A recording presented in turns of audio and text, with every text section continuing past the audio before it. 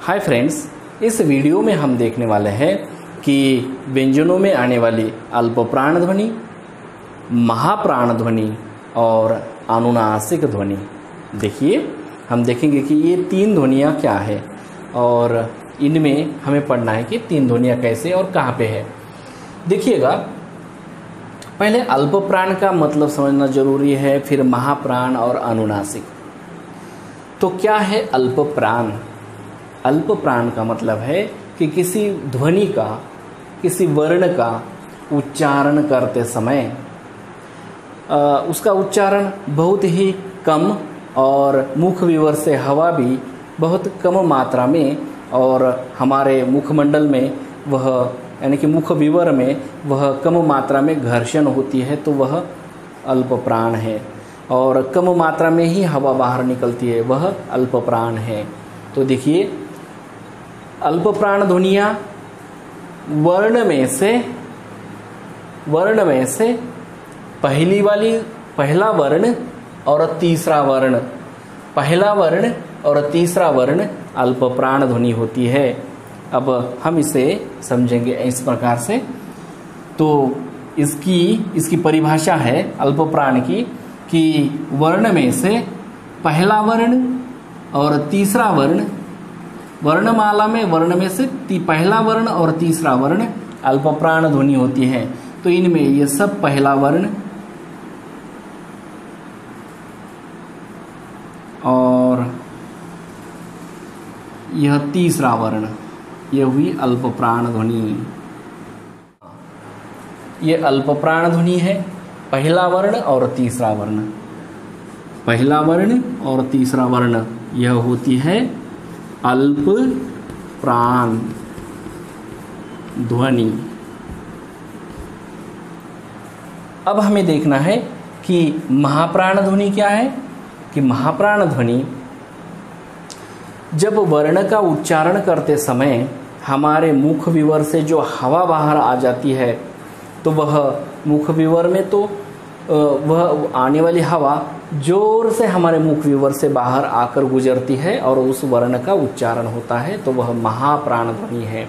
और कुछ समय तक वह उच्चारण रहता है। इसके देखिए, इसमें है कि परिभाषा में है कि वर्ण में से दूसरा और चौथा वर्ण, दूसरा और वर्ण क्या होता है?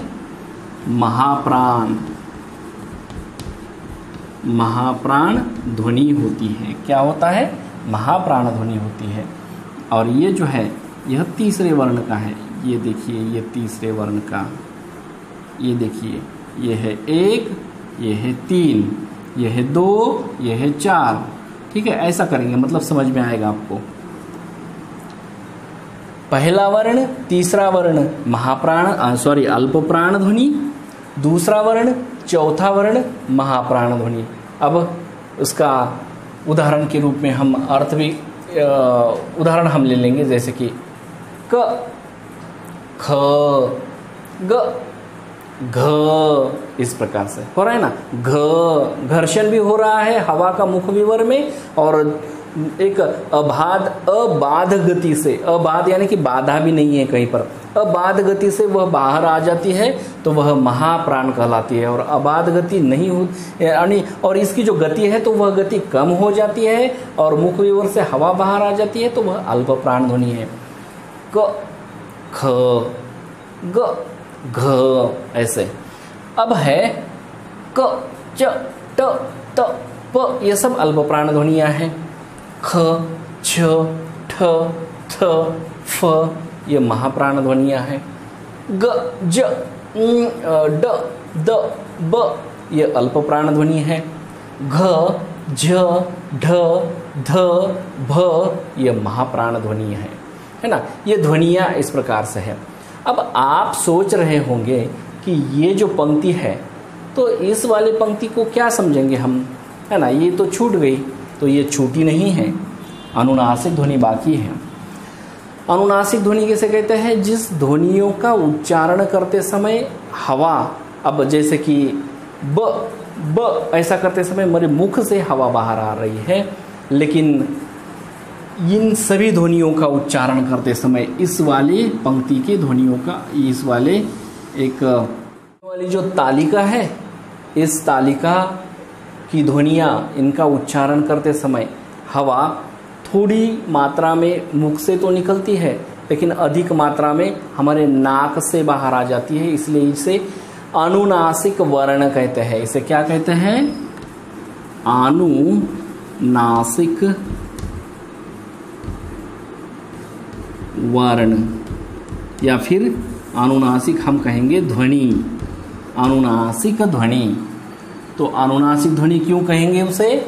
क्योंकि उच्चारण करते समय कम मात्रा में हवा मुख से, लेकिन अधिक मात्रा में उसका उच्चारण और हवा भी नाक से ही बाहर आती है। ङ, न, न, न, म, इस प्रकार से, है ना। तो इस नाक से ही ध्वनि कुछ मात्रा में आवाज़ जो है, ये हवा जो है वह नाक से ही बाहर आ रही है, अनुनासिक ध्वनि कहते हैं। तो आप समझ गए होंगे कि व्यंजन में अल्प प्राण ध्वनि किसे कहते हैं? पहला और तीसरा वर्ण। महाप्राण ध्वनि किसे कहते हैं? दूसरा और चौथा वर्ण। अनुनासिक ध्वनि किसे कहते हैं? यह पांचवा वर्ण।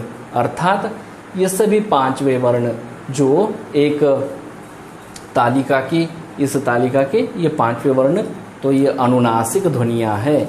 इस प्रकार अल्प प्राण ध्वनियाँ, महाप्राण ध्वनियाँ और अनुनासिक ध्वनियाँ, इनका अध्ययन हम यहाँ पर ले चुके हैं, या फिर इसका अध्ययन हमारा हो चुका है। फिर भी आप एक बार फिर इस वीडियो को 1-2 बार देख लीजिए, ताकि आपको पूरी तरह से ज्ञात हो जाएगा, समझ में आ जाएगा। तो अब हम यहाँ पर रुकेंगे। ओके, ठीक है, शुक्रिया।